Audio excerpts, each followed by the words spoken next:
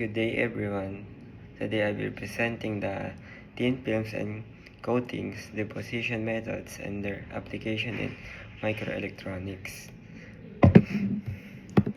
Introduction of these films. These films are very thin layers of materials that are placed or deposited on the surface of another materials.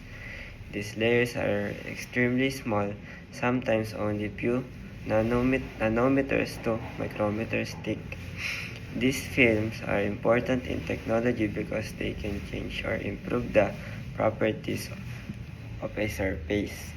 For example, they can modify electrical properties, optical properties like how light reflects or passes through, and mechanical properties such as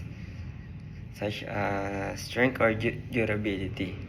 Because of these advantages, these films are widely used in microelectronics and modern devices to make components smaller, more efficient, and more reliable.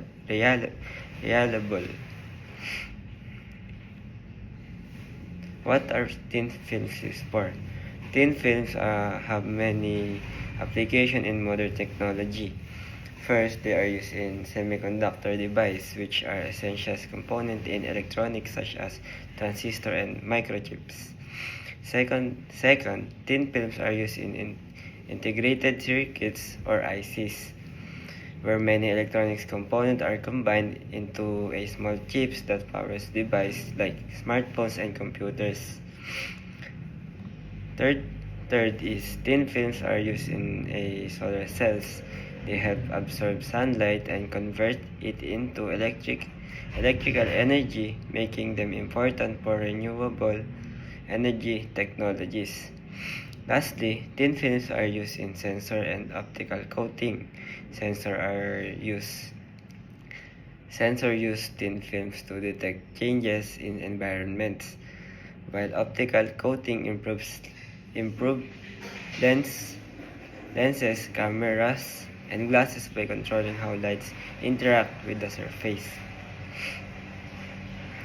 Common deposition methods. Thin films are very thin layers of materials that are placed on the surface of another material called a substrate. These thin films are widely used in electronics, solar panels, sensors, and microphones. To create these thin layers, scientists and engineers use different deposition methods, which are techniques used to place material into a surface.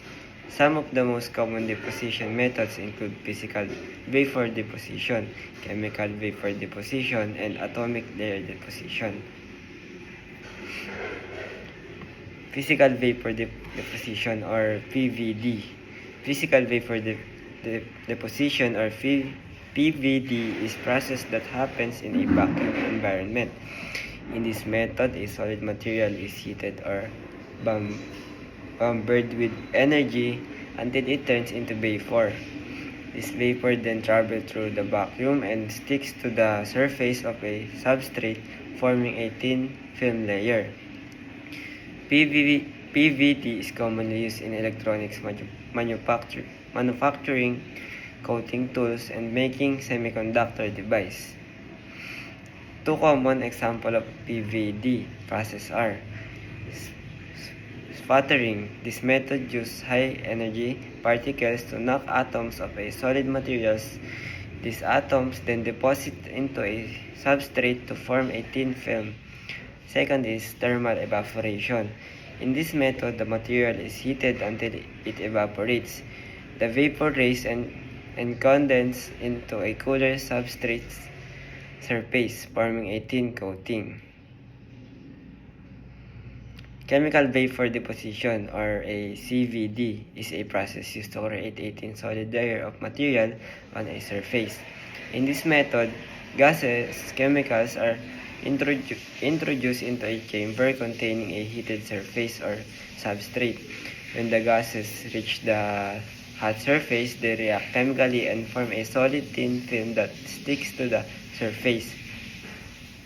This technique is commonly used in semiconductor manufacturing, where very thin and precise layer of materials are needed to make electronics components like microchip, integrated circuits, and sensors. The process allows the manufacturers to control the thickness and quality of the film, which is important for the performance of the electronics device. In simple terms, CVD works by turning gases into solid layers on a heated surface, making it an important method for producing high-quality materials used in modern electronics. Atomic layer decomposition or ALD. Atomic layer decomposition or ALD is highly controlled process used to deposit very thin layers of materials into a surface. It works by adding one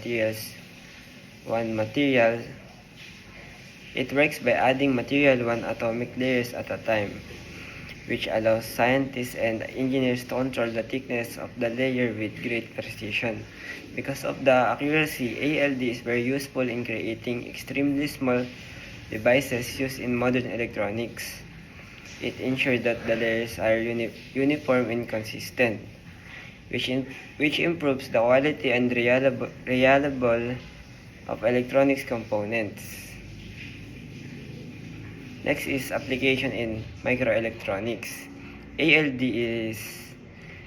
is widely used in the field of microelectronics. It plays an important role in the manufacturing of transistors, which are the basic building blocks of electronics device.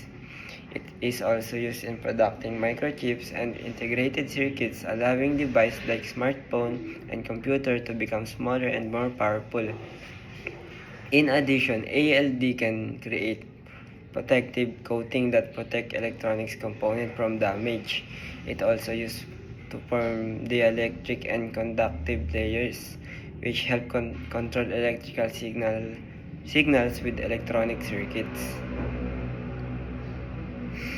Advantage of thin film technology. Thin film technology offers several advantages in electronics manufacturing.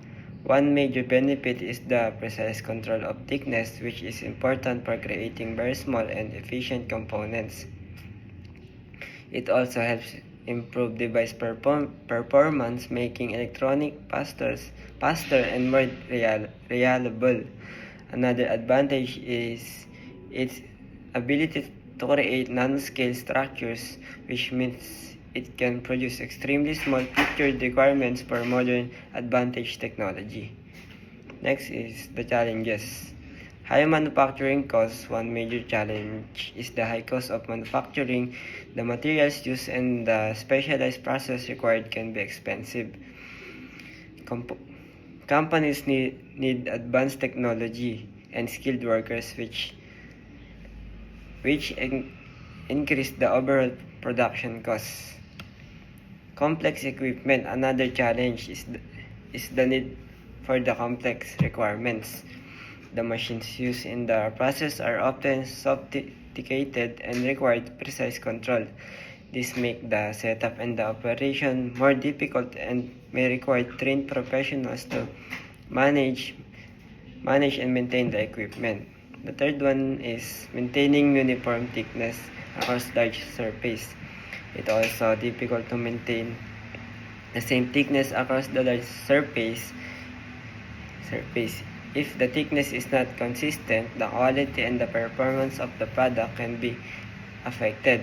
Achieving uniform thickness requires careful control in the process and equipment.